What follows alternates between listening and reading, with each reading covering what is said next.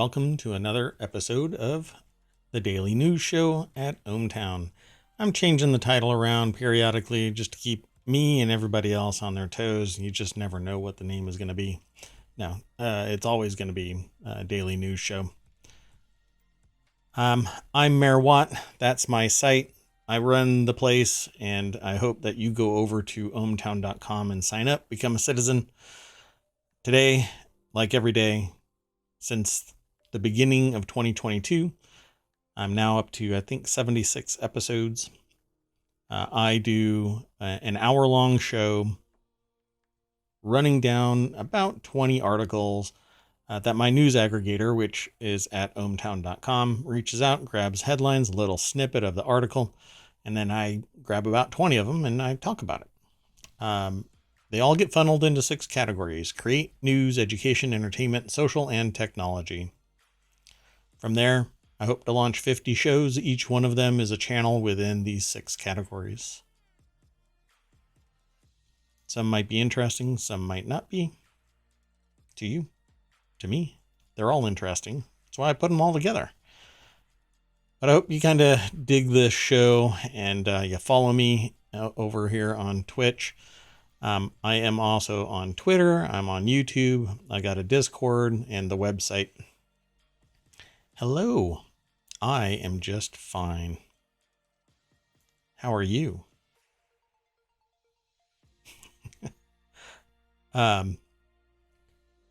The news that I go through is aggregated 24 hours a day, 7 days a week. Never rests. While I sleep, it works. And that's one of the beauties of these things. I put it together so that it would filter the news into those 6 categories. And it's manageable for me. I've said this a couple of times in my shows. I showed it to some people. They thought it was interesting. They use it. They said you should make it public. So I put it out there. And so let's see here. So building, you said as expected after I moved, but things are coming together. Yeah, you're supposed to go to an interview. Yes. When is your interview?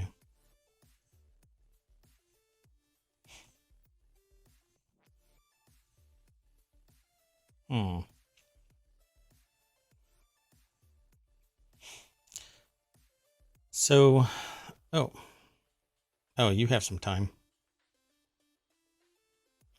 Wow, you moved and now you're going to an interview?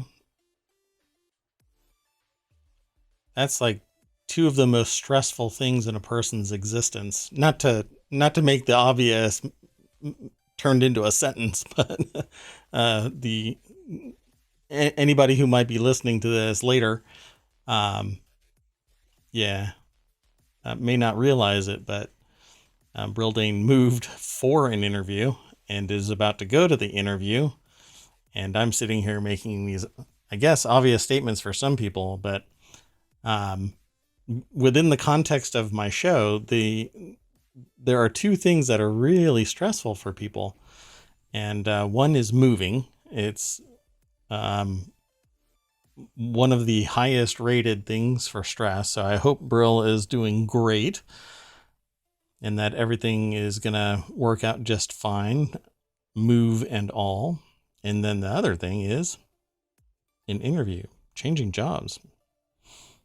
I commend you. You're not just typing gibberish into the chat. So you must have your head on straight, because I've done exactly what you're doing, and I would like to avoid it again.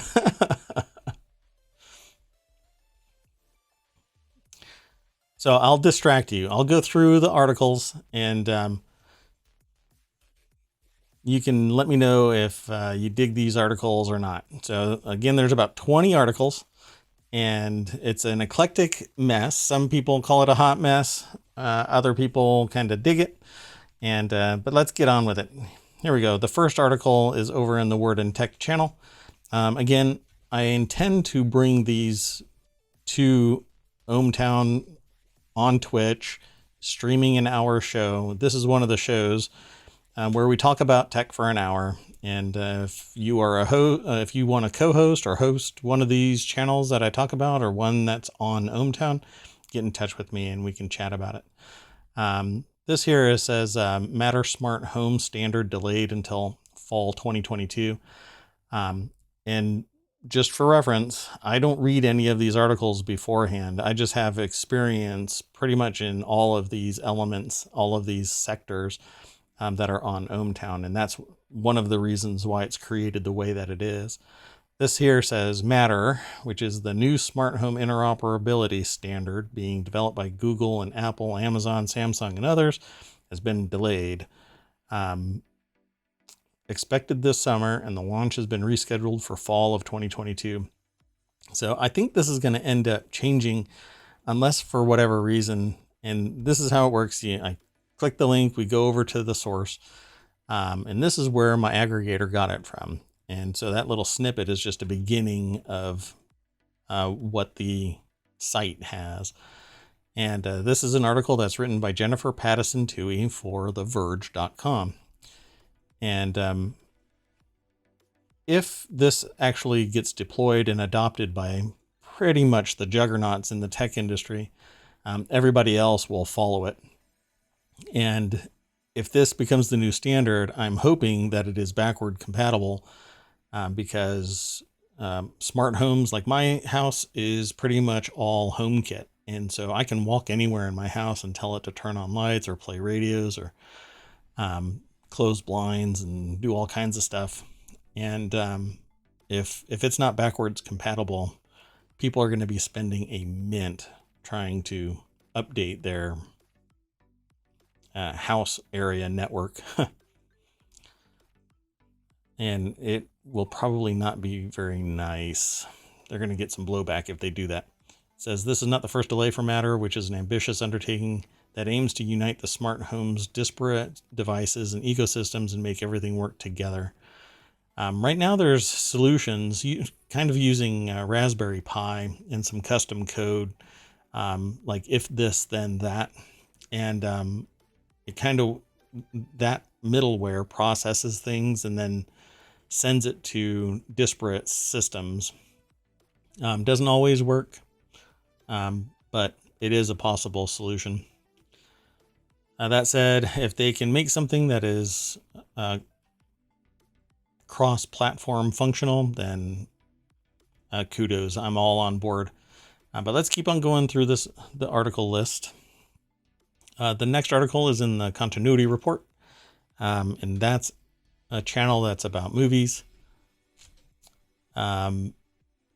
Music Cares, Joni Mitchell, Tribute, Slate's Brandy Carlisle, Beck, Sarah Bareilles, St. Vincent, and more.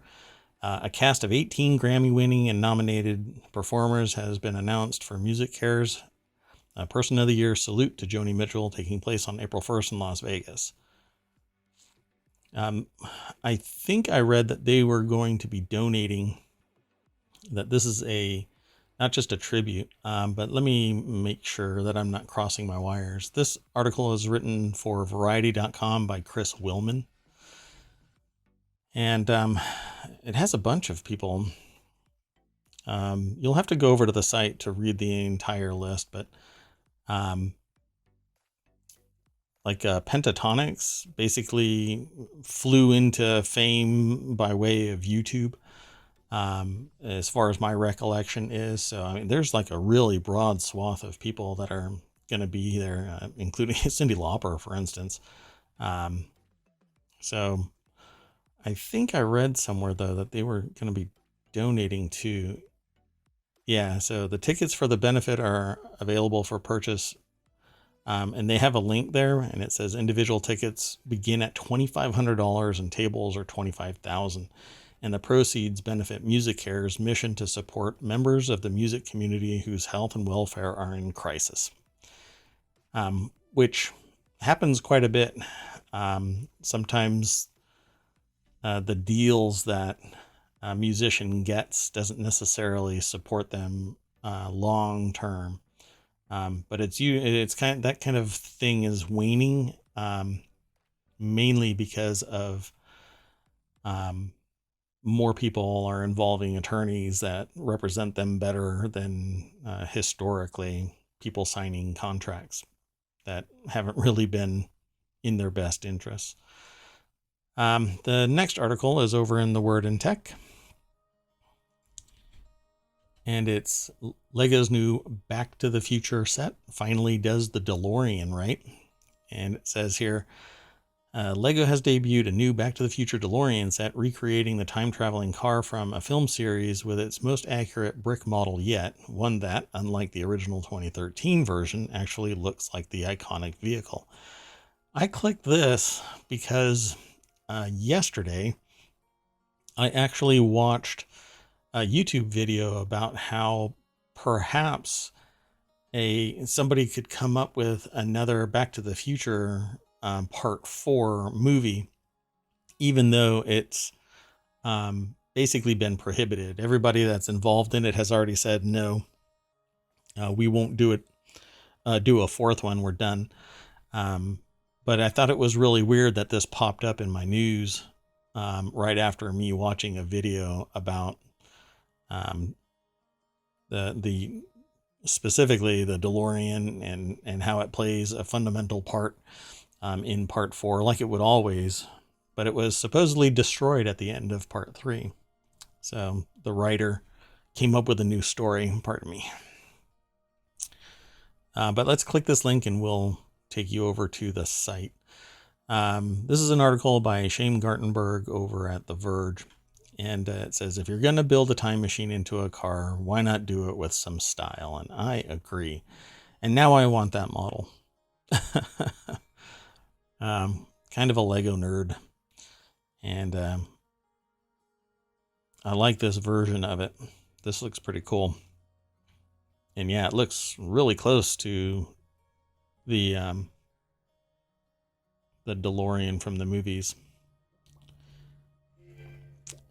Hey, Mad Dog, thank you very, very much. Really appreciate it. You are awesome.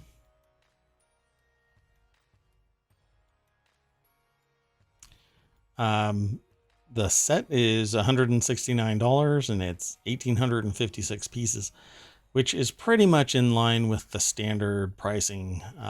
You basically end up with kind of that ratio right there, you know. And it looks really cool. So go and check it out. They've got a lot of pictures over at The Verge, and I'll let you go over there and read the rest of that article. All you have to do is click that link.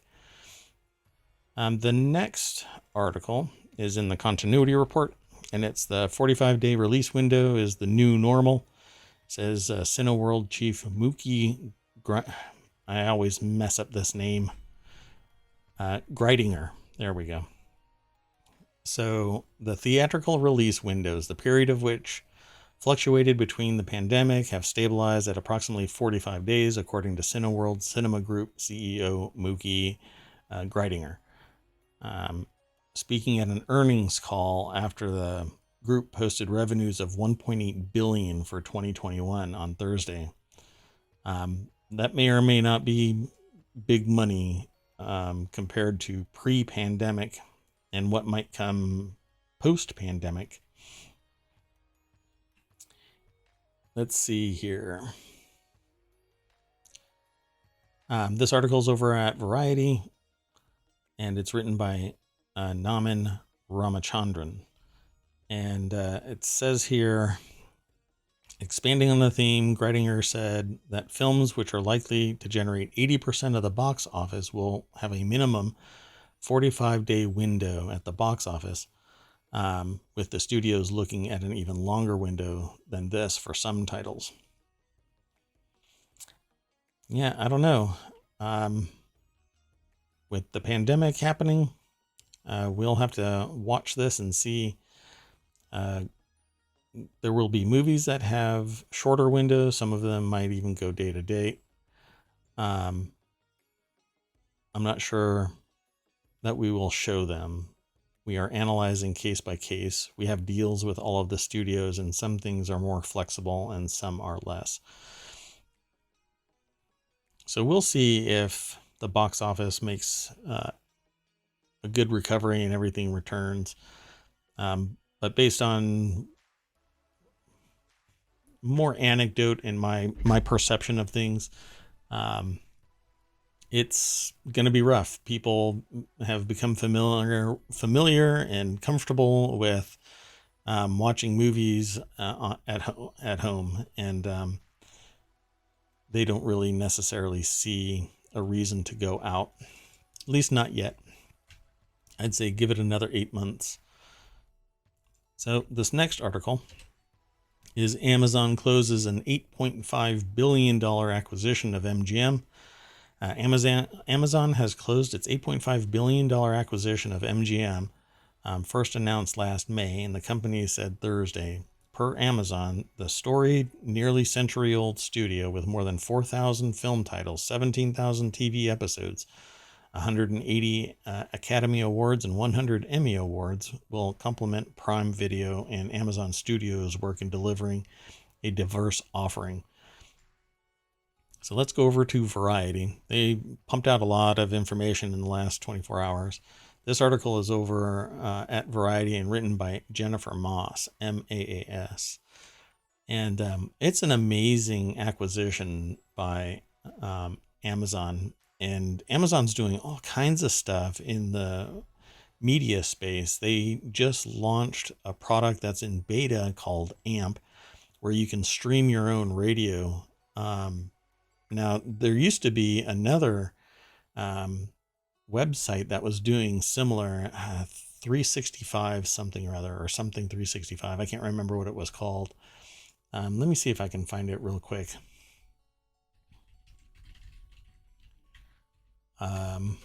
Sorry for the dead air. Live 365, that's what it was. So it is called Live 365, but when I was involved with it, the prices just didn't align with what I was doing. It was supposed to be free. I'm trying to find now if you can. Yeah, so you can still start your own station.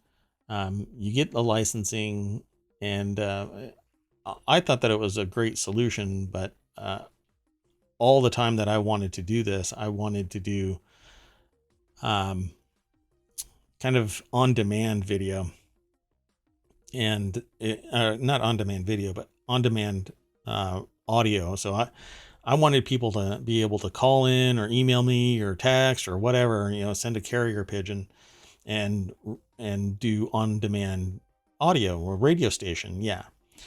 But the problem is that there's a lot of rules and regulations about streaming your own radio station. Just like terrestrial radio, the internet radio space has the same requirements that you can't play more than certain number of songs. You can't play the song that somebody calls in as a request on demand. It has to be within a certain amount of space, and I think it's some gap like 45 minutes. You can play it within 45 minutes.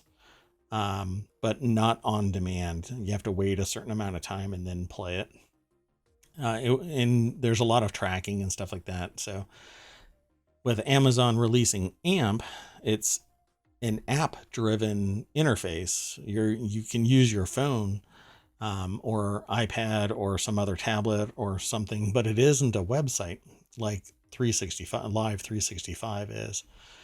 And so I actually am looking at that as another thing to do at ohmTown, because ohmTown has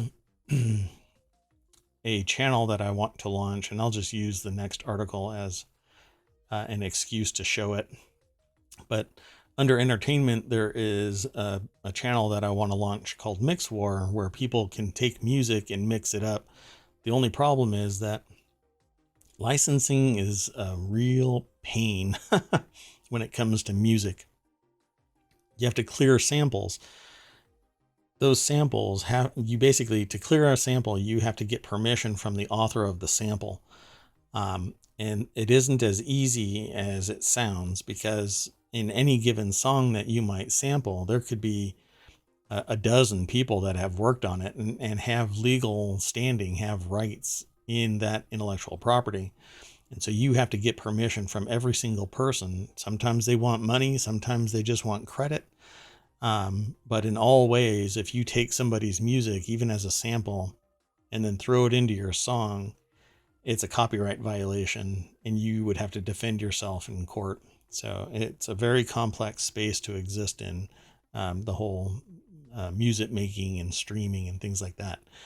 And for several years, I had already been licensed to stream music, but what I can't do is a VOD. I can't store it anywhere. And so that hobbled this project.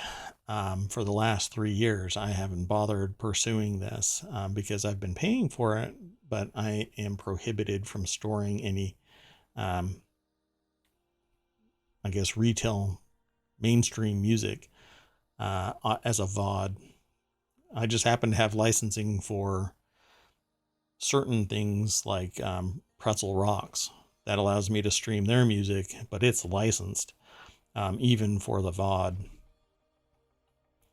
But it's not easy. But let's keep going. The next article is the giant data ingestion machine that can help cities meet climate goals. This is in the Mobile channel, but it's been aggregated from somebody else. It happens to be vice.com. More than 1,000 cities around the world have pledged to cut emissions in half by 2030 and achieve carbon neutrality by 2050. Good luck with that. That would be great. Anything to reverse climate change, spectacular. So it was your childhood dream to be a radio DJ host. I've always wanted to do it too. It seems like it would be fun. So go check out Amazon AMP. And I think it's called, what's the website? Let me check real quick for you.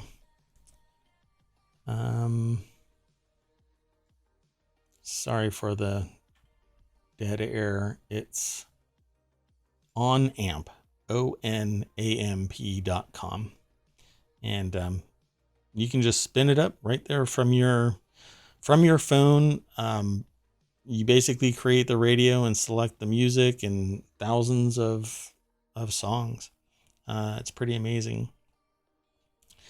So this giant data ingestion machine, it says about 15 years ago, David, where did I get David from? Kevin Gurney, a professor at Northern Arizona University, realized that he had a problem too. So let's see what that problem was. Cities around the world have set ambitious targets to reduce emissions.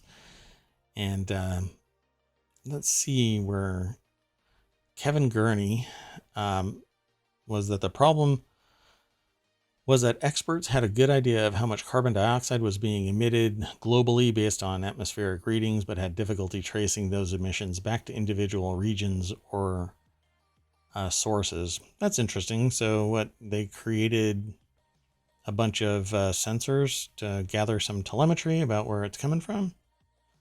Seems like that would be interesting. In other words, experts could estimate how much a continent, was emitting and how much a specific factory was emitting based on ground level observations, but everything in between was a little more of a guess. Yeah, I can imagine so. So yeah, I won't go through the entire article, but apparently the project is called the Vulcan Project, and it aggregates dozens of existing data sources in federal databases on virtually everything having to do with emissions. Sounds good. And this is one of those things where it falls into the category of tactical to practical, or a private public partnership, or a data exchange. I'm scrolling up and I'm really sorry. Some people kind of hate when I scroll up really fast, but I want to just make it clear. This article was written for vice.com by Aaron Gordon. Um, and so whenever I read an article, I kind of give my particular take, my context to it. And the point that I was trying to make about the technology exchange or public-private partnership, there's a lot of private commercial industry that develops something, but it's in partnership with federal government within the United States. I'm not sure if it applies to every country. Not every country does that kind of stuff. But the idea is that the government can utilize taxpayer money to offset some of the fundamental costs and research that a private industry might be developing, and then they share that technology with the government. In this particular instance, this is going to be for academia, and through that private development and academic research, you end up being able to provide the government with telemetry that can be used for policy, and even implement things like procedures for organizations. Each state has emergency management solutions, but then there's a federal emergency management agency that overlooks all of those state emergency management organizations. And so if everybody together has all of this information, they could respond to issues that might affect health of the public. So it's pretty interesting that somebody developed something like this. Turning data into information is an extremely important aspect of academic research and professional, like private sector business. Oops, pardon me. So this next link is over in Wanted. Wanted is all about like tech or gadgets or stuff that somebody wants. And it's usually really expensive stuff. So I'm not surprised that a Mac Studio article popped up in this. Mac Studios start out at, I think it's $4,000 and go up to $8,000. And it says here, Apple Silicon Macs have gotten more interesting the deeper into the transition we've gotten. The MacBook Air, Mac Mini, MacBook Pro, and now we're at the Mac Studio. And it says here, the author writes, the Studio reminds me of a few Macs we've seen before, a sort of trash can Mac Pro, which if you've never seen a trash can Mac Pro, it basically looked like a black trash can. And so if you put a piece of paper on it, it would basically overheat because it vented kind of like a cooling tower from a manufacturing plant or a nuclear site, right? Those big concrete towers that with all the smoke coming out of it, that's actually steam. It's a cooling tower. Anyway, so that's what it looked like, but it was black and, yay high. And if you put a book on it, it would overheat. But this Mac Pro looks like a Mac Mini with another Mac, like it ate another Mac Mini. So it's, it's a pretty beefy thing. It's like 5 inches tall, 6 inches tall. And it's a juggernaut because it uses the Mac Ultra chip. As an option, it has a Mac Ultra chip. Now let's click this link and I'll just show you. So the article is over at arstechnica.com and it's written by Andrew Cunningham. And that right there, it's a giant chunk of aluminum with a vent underneath its foot. It basically has a disc at the bottom that has vent holes in it, so it sucks air into it. And this is the beast. And if you're listening to this via the podcast, just remember what I said about the Mac Mini eating another Mac Mini. It's basically 2 or maybe even 3 of them stacked on top of each other. So I'm not sure how quiet it is. I haven't heard any reports about that part of it. But it's a giant heat sink. But the M1 Ultra chips are editions of the M1 merged into one mega chip. And it has a ton of bandwidth. I can't even describe it. I think that it is enough that I'm considering getting rid of the PCs that drive my operation and just getting a single Mac Studio. So it's that I have that much belief, and looking at the data that I've read about this thing, I think that it can do everything that I needed to do and then some. If only I can run a Windows virtual machine on the Mac Studio and it runs just fine so that I can play games. There aren't as many for the Mac side. So at any rate, there's an X-ray render, it seems. And this article goes into greater detail, talks about the ports. There it is in comparison to the Mac Mini. Yeah, the Mac Studio is just amazing tech. And the stuff inside it, the motherboard, is getting smaller and smaller and smaller. Something that I've told clients and friends and others that Apple is just doggedly pursuing micronization of its electronic footprint. And with every iteration of its shrinking the elements that make up its computers, it's becoming more carbon either neutral or even positive, in that they don't have to plant anything. They don't have to make any other additional pay off carbon, the carbon footprint, because of their manufacturing, so that they can stay green. They are literally reducing everything in terms of their carbon footprint. Obviously, manufacturing is always something that is going to cost a lot in environmental changes. There's chemicals and stuff like that, but they're pursuing it, trying to clean it all up. So the next article, let's keep on moving so that I don't kind of get bogged down in one particular article like I do. The next article is in the Stock Marketeers channel. This is, again, we talk about the stock market and business. Weekend Sip. This particular thing is not about stocks, but it was put together by MarketWatch. So when I click the link, you'll see. So this is an article that's put together by MarketWatch. The article was written by Charles Passy, and it says, a whiskey worth considering for toasting St. Patrick's Day and Women's History Day. And like always, MarketWatch tends to publish on one day and continuously update it through whenever they decide to stop. And sometimes they change the article's title, but not the URL. So sometimes I've followed their links and it's just something entirely different. Well, this is an article about Grace O'Malley blended Irish whiskey to drink on St. Patrick's Day. So if you are in another time zone,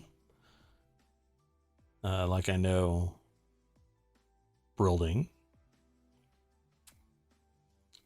maybe this doesn't really apply.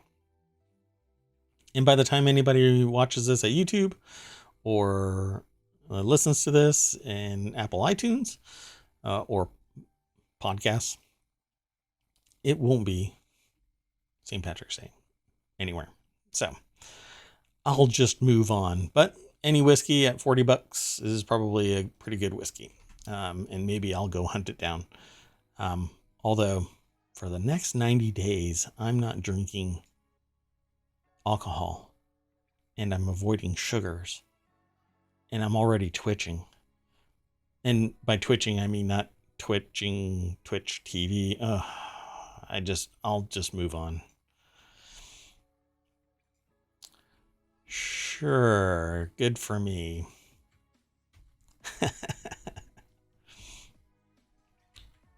Supposed to be good for me. So the next article is in the Daily News Show. That's this show. This show will always remain the Daily News Show. but I might be starting off with other shows. I'm considering spinning off the Right Protect channel, which is about intellectual property, but I might do it with my business, which is Hatch Ideas.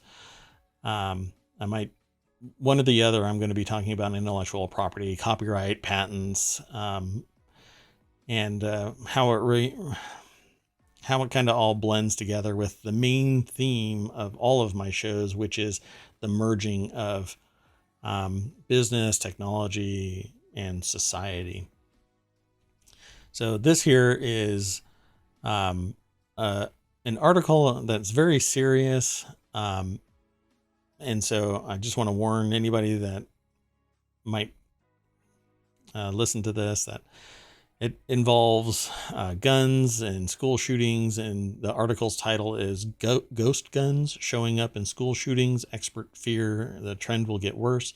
And it says 4 recent shootings involved a gun made from an online kit.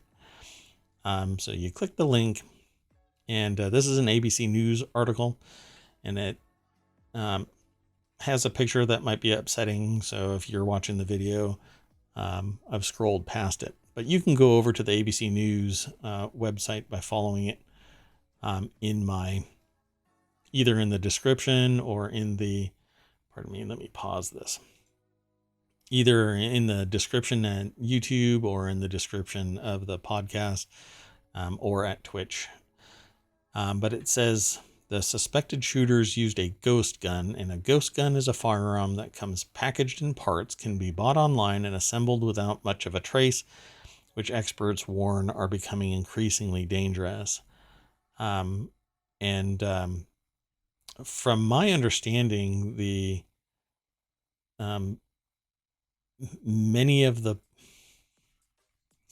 this kit, because it's not tracked the way that purchasing a gun from a gun store is tracked, from what I was told, people can obtain it easier.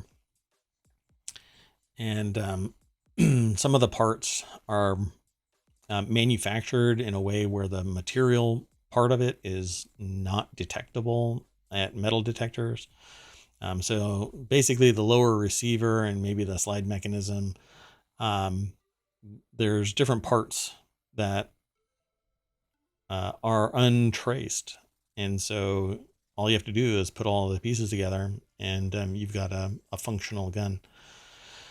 Now, this may not be a big thing in other countries, but in the United States it is. It's a very big point of contention. And something that I've noticed in the US is that our news really doesn't pay much attention to other countries' goings on, their machinations. But in many of the news sources for other countries, they talk about the United States. And I've thought that that's interesting, that our news is just on repeat, but always talking about itself, but never giving any context in the world view. So I actually like looking at other countries' news feeds, not only for a perspective of what's going on in those countries, but also their perception and their news in relation to the United States. I really don't have an opinion other than it seems to be even keel and more news-based, not hype or click or hyperbolic. It doesn't seem to be pushing a message. It's just saying what it is. So again, I think that that's very fascinating. And we have the world's tech at our disposal. We can go anywhere using the internet. So I encourage people to go and go over to ABC News, read this article, and then go looking for news sources from other countries so that you can get a better perspective of our place in other countries' worldview. Let's continue on to the next article. This is the Bank of England raises key interest rate to combat inflation. In the U.S., our federal government, our Federal Reserve raised the interest rate Federal Reserve is a quasi-government agency. It isn't owned by the government. It actually creates and not loans, it charges a fee to give money to the federal government.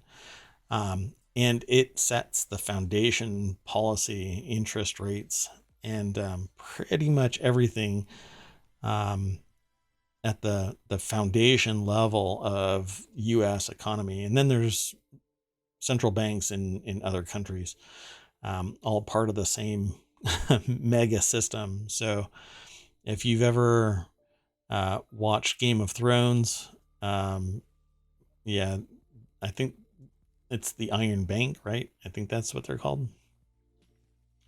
Anyway, the people getting rich are not you and I, for the most part. We're going to be suffering from increased rates. And I think it's really interesting that if the entire globe is raising their interest rates, why is anybody raising their interest rates? If everybody is combating inflation, why is everybody battling and why is everybody suffering from inflation? If not for what I have said in previous episodes, which is those that have the means to produce are raising their rate, their costs. They are charging more for their raw materials, and therefore every single tier of from supplier to delivery, everybody's going to have to raise their rates to offset that initial inflation cost. So you'll see in another article, there are people that are talking about this as if it is rather predatory. There's no reason right now for anybody to be raising the cost of living by 10% in the United States, different rates in other places. But this here is the Bank of England has raised its key interest rate for the third time since December as it pushes ahead faster than other central banks in combating a global wave of inflation fueled by, it says, soaring energy prices. Just no.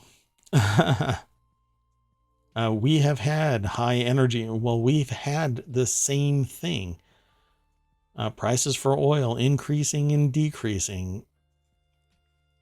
And we haven't had 10% inflation.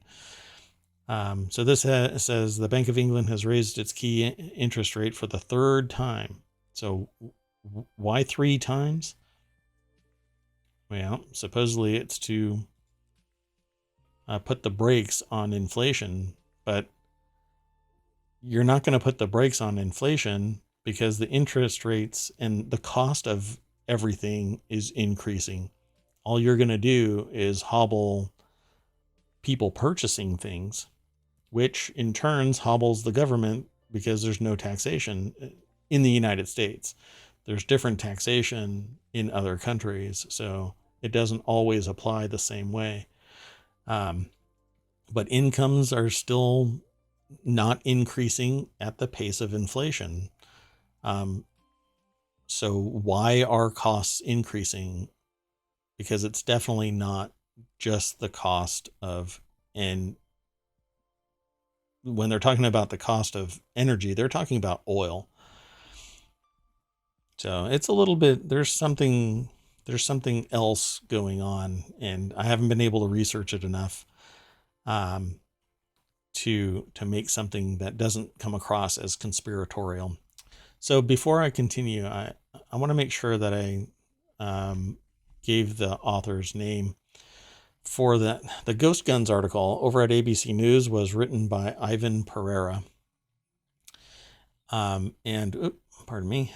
The article about the Bank of England raising its interest rate is written by Danica Kirka from Associated Press. I just want to give credit where credit is due. And yeah, as Brildane in my chat says, someone else is getting the money. Absolutely. That's exactly what's going on. I have a different take, although I am a capitalist. You know, I believe in being able to start up my business, develop a product or service, start up a business, and sell you that product or service at a level that I want based on my perception of the value added by my product or service, right? I should absolutely be able to. But there's a difference when the ratio between the highest paid person and the lowest paid person means they are living in an alley next to the building because they can't afford to live in an apartment. And the person running the business is making $400 million a year in total package. And so it goes back to the sociological forces. Apparently you can't have billionaires without having homeless, outright, hidden society that apparently can't afford an apartment, can't get food. They can't go and get another education to retool for employability, et cetera, right? And while it's a subset of the population, it's a growing subset of the population because our wages are fixed. A lot of people's wages seem to be fixed. They're not increasing at the same rate. Yet companies are making record profits. And 30 years ago, millions of dollars was impressive. Then it became 100 million or 250 million, and now $1 billion is what's traded back and forth when a company is acquired. So there's a lot of wealth, but it's being pulled away from the middle class and going up, I should say. It's definitely not flowing from the top down. That's a misperception of, in the US, we call it Reagan era economics, that trickle down economics. And that's so faulty. But I better keep going. I jump on that soapbox and talk about the topic, and then I stop going through the news. The next article is over in the Daily News Show. And it says, U.S. expels another Chinese phone carrier on security grounds. And this has happened before. Washington has expelled another state-owned Chinese phone carrier from the U.S. market over national security concerns amid rising tension with Beijing. So the stress across this planet is building and building, and I hope that it gets released so that nothing catastrophic happens. Let me pause this before it starts playing. This is an ABC News article written by the Associated Press. Washington expelled another state-owned Chinese phone carrier. Let's see here. It revoked authorization for Pacific Networks Corporation to provide domestic and international service under an order issued Wednesday. It says the U.S. government is reducing Chinese access to American markets and investment over possible spying in Beijing military development. And I have absolutely zero concern about doing this, because if there is one country that has an amazing level of monitoring, it is China. And there are others that are like that, but not so many that are integrated into our economy by way of production. So we send all of our production overseas, it gets developed and sent back to us, and we sell it here in the States. And the surveillance state in China is pretty sophisticated. And while we have in the States somewhat of a surveillance state, we have a giant data center that scoops up every communication. It's in Utah, an NSA data center, which you can do a search for and you'll find it. It's not a secret. It just is what it is. And yes, China is a powerful country, um, and it rules with a rather iron fist within its borders and within its areas of control. And so I don't want anybody surveilling me from anywhere other than the United States government doing what it needs to protect the United States. And I'm not one that really enjoys the idea of surveillance to begin with, particularly with what I do. So I am involved in business and society and technology and protecting networks and information, personally identifiable information, etc., is very important. So anybody who's watching this and interested in this within the United States, because you can do it in your own countries wherever you might be, but I can only speak on the context of the United States, and that means you, as a citizen of the United States, have to speak out against surveillance of any kind, while endorsing the surveillance, kind of counter surveillance, protecting the network from, or I should say defensive surveillance, protecting the United States from threats within either lines of communication or somebody trying to be turned into a spy. I just watched an interaction between a Russian handler trying to, I guess, acquire an asset, but they were an informant. So this stuff is still going on. It's almost, well, it probably never ended. Cold War or not, the spying is still going on. But again, I can go into greater detail about this.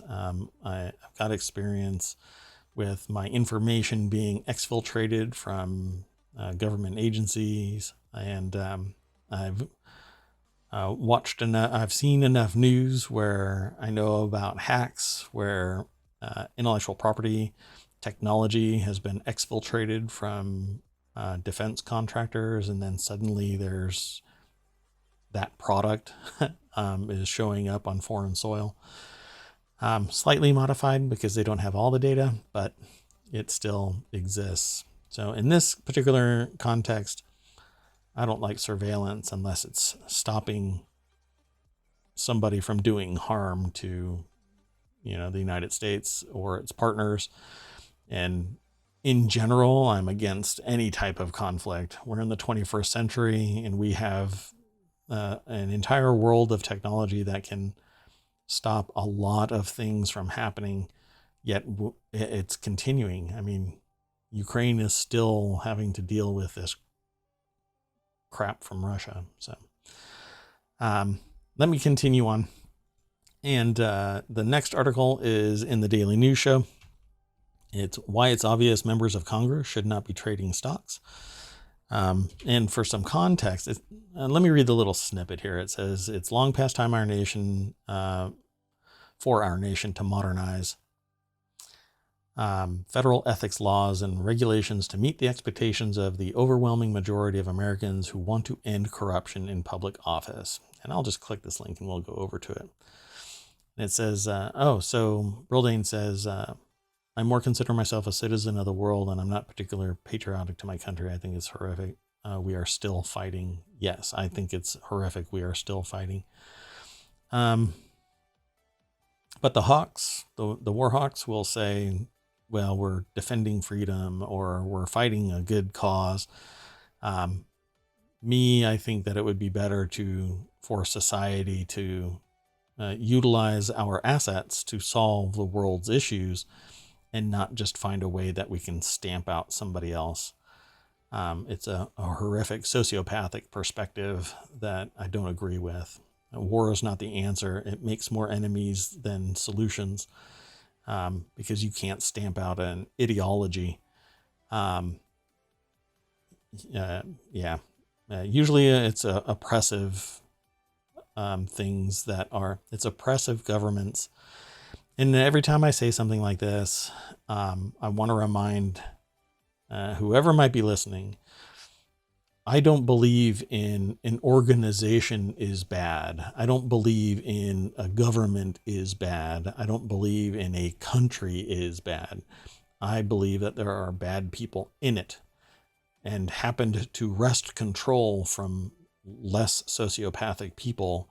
And now they are the oppressors, but they're people within a company, within an organization, within a government, within a country. It's individual people, and those are the problem, not the brunt of it. We're talking like maybe 1% of a population is, hell bent on being maladaptive, being a bad person. The rest of us, we just want to get along, and I'll hang out with you and buy you a beer, and I treat you like a human being, and we can go watch a movie or whatever. I could be a complete stranger for all I know, but the moment that you are a bad actor, then I don't want to be around you. I don't want to hang out with you. I'm not going to try and change your mind. Although I might say something at the time, and if it immediately changes your behavior, then kudos to everybody involved. But this is bananas, what's going on in the world today. We're catching spies. We're catching people sneaking guns into schools. And for whatever reason, it's people like me that are told that we're the ones with like mental health issues because we're aware when we are depressed about something, or we are aware when we're happy about something. No, that's called being a human. So why is it obvious that somebody why do we have to write a title? Why it's obvious members of Congress should not be trading stocks. This article is written for Common Dreams by Brett Edkins and Lisa Gilbert. And I think that it's really weird that anybody even has to write an article about this when civil servants and other people within the federal government have to disclose down to the minutia of their investments so that it avoids a conflict of interest, particularly in government contracting. If you are involved in government contracting, you would qualify as or I would categorize a person that is in government contracting where they are monitoring it for the government. Okay, I'm not talking about companies. The people that are doing the company side of government contracting, they're making bank. The people who are monitoring the contracts, they are not making bank, yet they are the ones that have to disclose every beep and whistle of their investments to avoid a conflict of interest. Yet our Congress critters do not. They do, but it isn't publicly accessible. It isn't audited by anybody, apparently, because one Congress critter that I read about did something like 125 violations of the Stock Act, which is an act in the federal government to stop Congress people from trading stocks. They had to report it, but it was neutered the year after it was implemented. Basically, it stopped all oversight, public oversight of stock activity, investments, financial status of Congress people. In this article over at Common Dreams, sometimes I don't agree with their take on things, but I do want to encourage you to go over there. Not only will it change your preconceived notions about things, but it will challenge them. And you may not agree with it, but you don't necessarily have to agree with every aspect of it, because you'll still find something that you can agree with within the article. Just not necessarily all of its messaging. So go over to the Common Dreams site and do a search for why it's obvious members of Congress should not be trading stocks. I can tell you exactly why. They get privileged information well in advance of what the public receives. I don't get that. And the stock market is supposed to be based on trading off of all available information. Well, if Congress critters are investing based on their privileged information, guess who doesn't have whole information? Everybody outside of the stock market. So, and we know it happens. We see it happening all the time. Those of us who are monitoring, who are paying attention to the stock market, to business, to politics, to society, where we see it happen. This next article is in the Tabletop Nights channel. Hard West 2 is announced. It says developer Ice Code Games and publisher Good Shepherd Entertainment have announced Hard West 2, and the game is the follow-up to the 2015 title Hard West and follows a supernatural posse as they descend into the demon-ridden Old West. Let's click this link. It'll take us over to rpgamer.com, and if this is the graphics, I won't play the video, and I'll show you a couple of the pictures, but I don't go through the entire article. But the game looks pretty good, and it looks like it might be, it is turn-based. So it looked like it was turn-based based on the screenshot that I saw. But it is a tactical RPG where players build up their crew of supernatural warriors while engaging in turn-based battles in dynamic stages. And the game is set for release in 2022 for the PC. Is there anything else at the bottom of this? No. But there is a video over at RPGamer. So go to rpgamer.com. Obviously, you can click the link. It'll take you to ohmTown. And then from there, you can click on Visit the Source.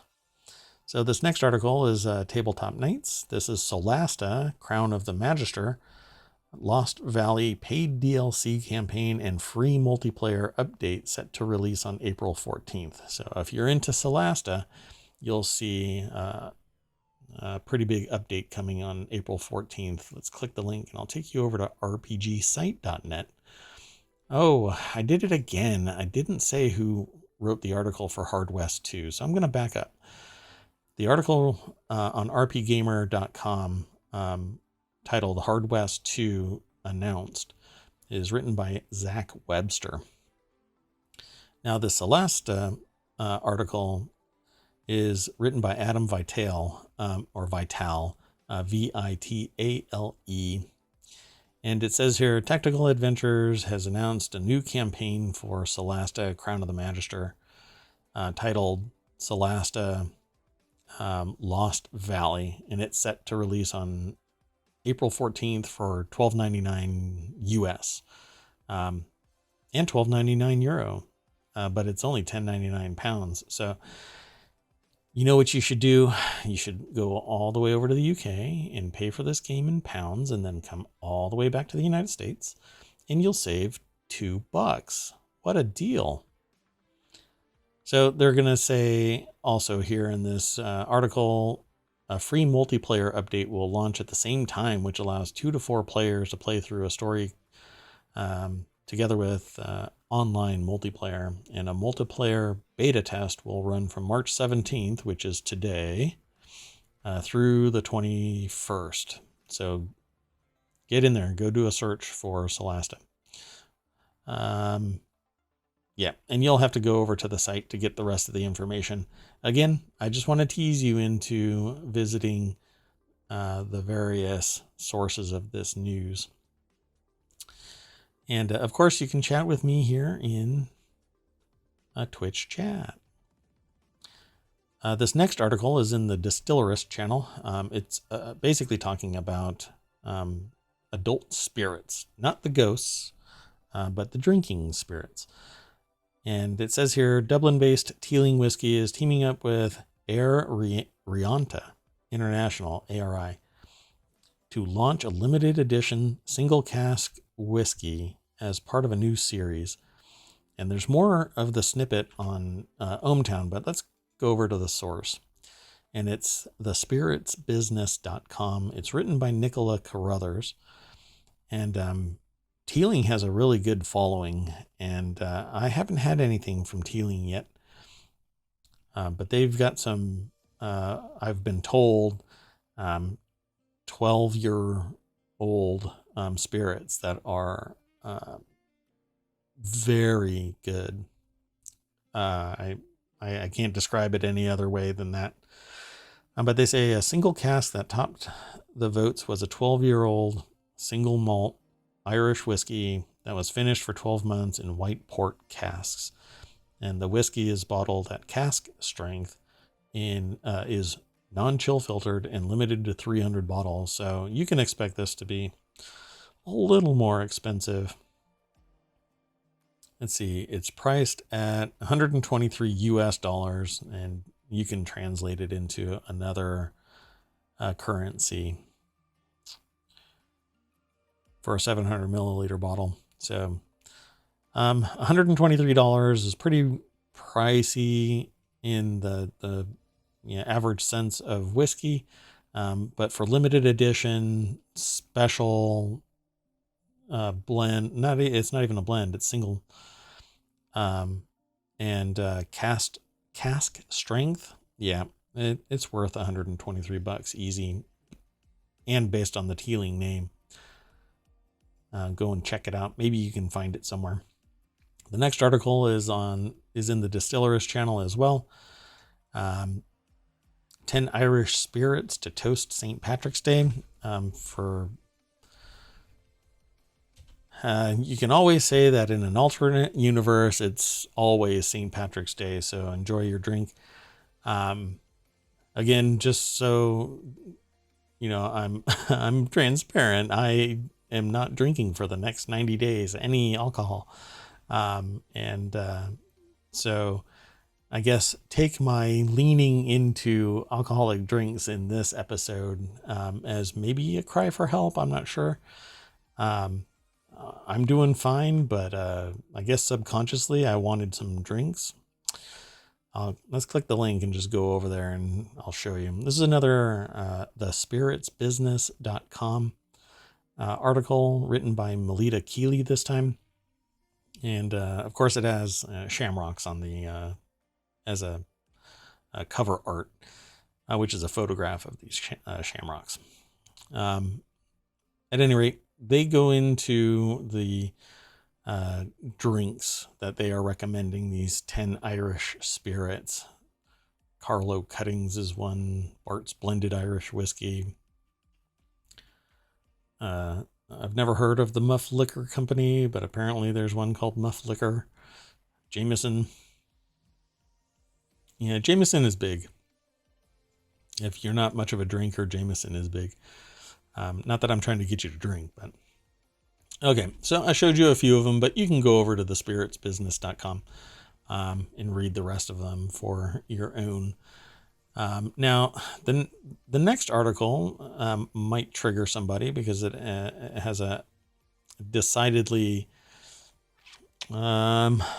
offensive topic. Okay, so it's about Ghislaine Maxwell. And I think that's how her name is spelled or pronounced. For some reason, I think it's something else. Anyway, so this involves what might be juror cancellation, essentially.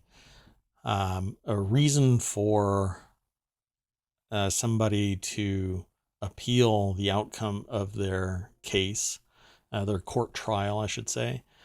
I keep thinking that it's pronounced differently, but anyway, so Maxwell and a juror who kept his past a secret. Well, we come to find out that there's a history of abuse apparently with juror number 50. So you click this link, and so it says the question juror number 50 in the Ghislaine Maxwell trial should never have been asked. And apparently there's a question in there. Have you or a friend or a family member ever been the victim of sexual harassment, sexual abuse, or sexual assault? This article is in the NewYorkTimes.com site, and it's written by Tali Farhadian Weinstein. And it says during jury selection for the high-profile sex crimes trial of Ghislaine Maxwell, confidential questionnaire presented by the court asked potential jurors if they've ever been the victim of sexual harassment or abuse.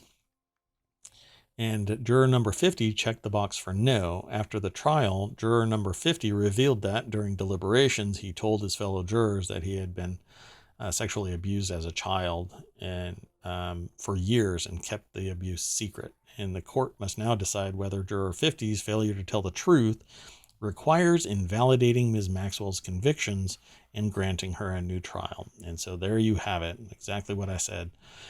And yes, that's exactly what's going to happen unless they can find out some legal course of action to nullify that particular juror's influence on any outcome, which isn't going to be possible. It's the same as a police officer. You know, the whole meme about a police officer sprinkling crack on him and let's go.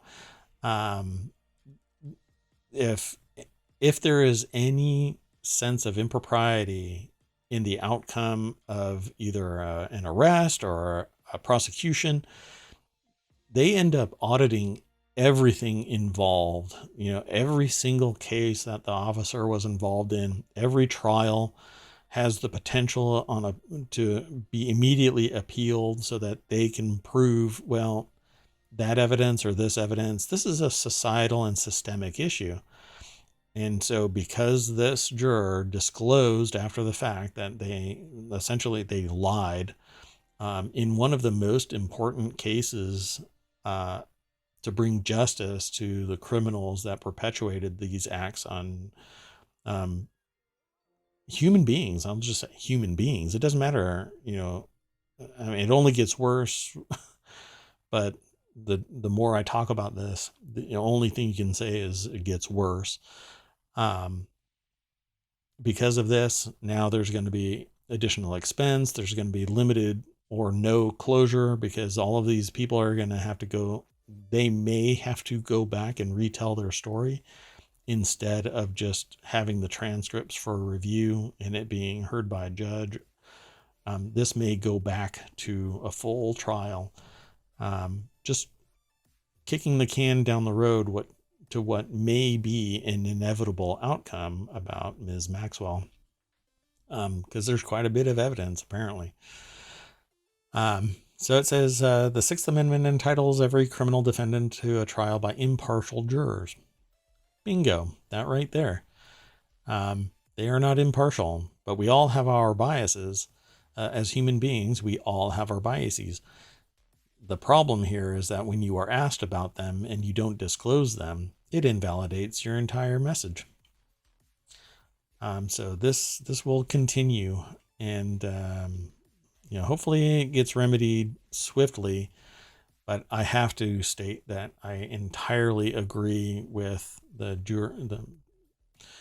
jury process, the criminal process, the legal system. I agree with it. That everybody deserves a robust defense. Even when it's obvious, even when somebody says, yeah, I did it, they deserve a robust defense because context matters as to a crime. But in this case, if they abused anybody, they deserve what the court dictates, and it should be on a level playing field and not perjured by a juror. So we'll follow up when that case continues. The next article, I gotta move on. The next article is 82% of voters believe inflation is fueled by corporations, quote unquote, jacking up prices. And this is one of the articles that I kind of hinted at with the other article. I don't grab them in a particular order. I just grab things that might be relevant to the last 24 hours. And so this is an article in the Daily News. And when you click the link, you get taken over to Common Dreams. Again, I don't necessarily agree with every message that commondreams.org plops out there. This article is written by Jake Johnson, and I'll end up reading more of this. But this is yet another indicator that people don't necessarily buy into the fact that this is a natural process. For whatever reason, prices are skyrocketing. Things that used to cost $100, $150 are now $300 in food, right? So if you, in the United States, if you used to spend $100, $150, you're getting closer to the $200 price. It may be anecdote, me talking to other people, me going and purchasing things. But all of these numbers are real, and it's starting to kind of freak people out. And without transparency, without anybody actually being able to provide, serious numbers and the source, everybody just says, oh, it's energy, or it's the conflict in Russia, between Russia and Ukraine. Or I should say it's the invasion of Ukraine by Russia. I'll just say it that plainly. This is not transparent. Why are the prices increasing? Nobody knows. Nobody will. It's a lot of speculation. Let me get on to the next article, because that's an easy one for everybody to go read, and you'll see some more messaging from, what is it called? Yeah, Common Dreams. I forgot that the source was Common Dreams. So the next article has to do with another technology focused site that I love everything about them. This is introducing the Arnold & Son goes sporty with the new Nebula 41.5 steel. So if you're into watches or technology, this is a site for you. Monochrome watches. So click the link and we go over to monochrome-watches.com. They always have really cool photography highlighting the watch in question. And so it says the radiating skeleton movement is a striking casual attire. It's written by Bryce Gouliard, I think it's pronounced, Goulard. Now, they say here on the site that it's a 3-minute read, but I always take forever because I'm admiring the photography. So what they're showing on the screen for those of you that might be listening to the podcast is another one of these watches where it's referred to as a skeleton, but you get to see all of the mechanical parts and the jewels that make everything function smoothly, and it makes you think of a perpetual motion machine because the way that it all works together, there's no battery or anything in most of these mechanical watches, if not all of them. I should just say, mechanical watches don't have a battery, but they have something that powers the mainspring and that powers the watch. And while they all have what amounts to the same standard parts, depending on the classification of watch, they all have the same type of parts. But these artists create such beautiful artwork within this metal. It could be gold, it could be steel, it could be all kinds of stuff in there. But there's so many, it's like DNA. There's so many unique combinations that people come up with that I just love it. And my favorite kind of watch is a skeleton. So it says it's a high-end creative watchmaker owned by the Citizen Group and sharing facilities with movement maker Lejeune Perret. Arnold & Son has made over the years some pretty impressive watches. Pardon me one second. So this says, originally presented in 2016, the watch is a true lesson of watchmaking on the wrist, but also has been developed with great symmetry in mind. Yeah, and it looks like it's pretty darn symmetrical. You draw a line down the middle of this thing, and based on left and right side of it, the only thing that is different is there's no jewel on one half of it in one place. So like the the 3 hour mark doesn't have a jewel as part of its mechanism. But the face is amazing. It's this brilliant blue with what I think is silver, not white, but silver demarcations for minutes and hours. It's pretty. Way outside what I could justify for a watch in terms of price. And I am basing that on not even seeing what the price is yet. But I just want to remind you, over at monochrome-watches.com, which I would love for them to get a different domain name. But they have brilliant photography. I really like it. Great lighting. And so I'm scrolling down slowly through this page. The intent really is to get to the price without making anybody throw up as I'm scrolling. And so I think, let me see. Oops, 1 second. I'm just doing a quick translation. So from 15,700 Swiss francs, the exchange rate currently is $16,761. So it goes from, like Brildane says here in chat, very nice, to oh my God, that's very nice, but I can't buy it. Now this next article is to close out the night with something I thought was interesting, which is in the Continuity Report channel. Aggregated from Variety.com is a Dr. Seuss themed baking competition series in the works at Amazon. Amazon is developing a baking competition series inspired by the works of Dr. Seuss, Variety has learned. In the unscripted series, bakers will be tasked with creating edible confectionery creations tied to a beloved Seuss character like Cat in the Hat, The Grinch, and more. So, did I? No, I did not. So there's the link. It'll take you over to ohmTown. And when you click the link to visit the source, it'll take you over to Variety. The article is written by Joe Otterson. Let's see here. The show is currently casting, so it's going to be a little while before it hits. Wait a minute.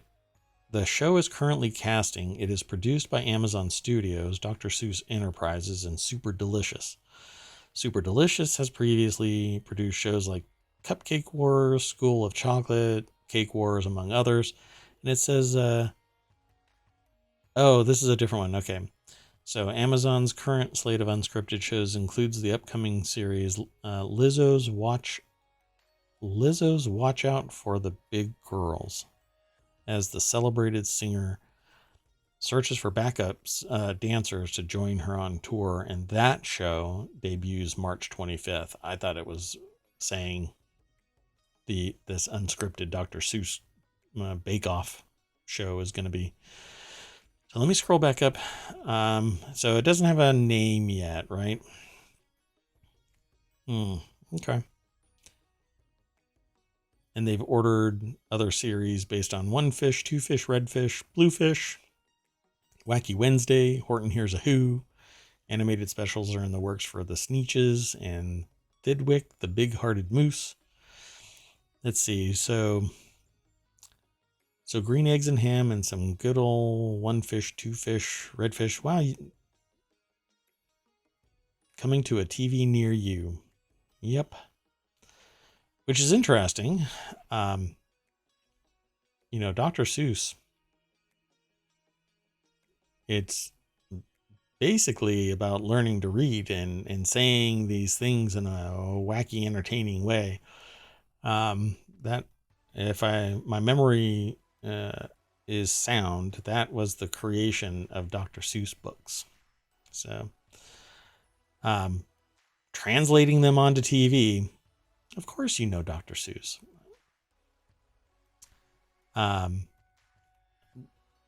Translating them into TV, I don't know how I really feel about that.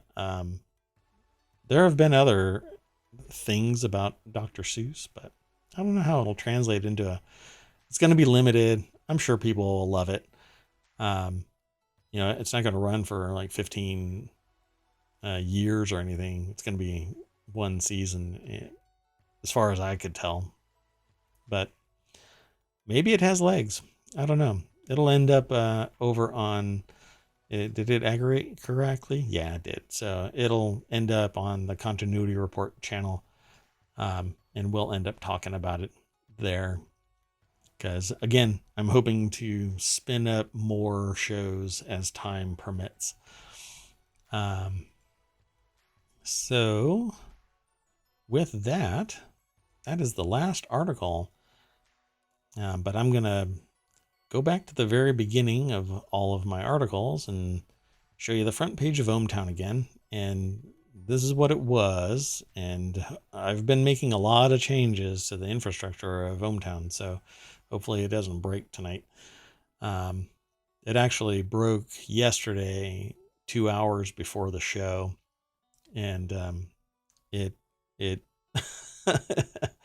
I was about to just jump out of my window that I started to freak out a little bit. So, that said, ohmTown aggregates news 24 hours a day, 7 days a week. When you're sleeping, it's aggregating. It's actually doing it. It sounds selfish, but it's open to the public, but it's doing it for me. I'm very interested in these 6 main categories. Some of the categories seem really broad, but then I whittle it down into various channels that I hope to bring to Twitch. I tend to say this at the beginning and the end of each hour show. I've been streaming for about an hour and a half. So I am going to have to bow out. But I want you to know I really appreciate you coming to my chat, and I will end up doing this tomorrow, 6 p.m. to 7 p.m. And I'll see you. And good luck again, Brill, on your interview. You'll crush it, I'm sure. Thank you very much. See you tomorrow. Bye-bye.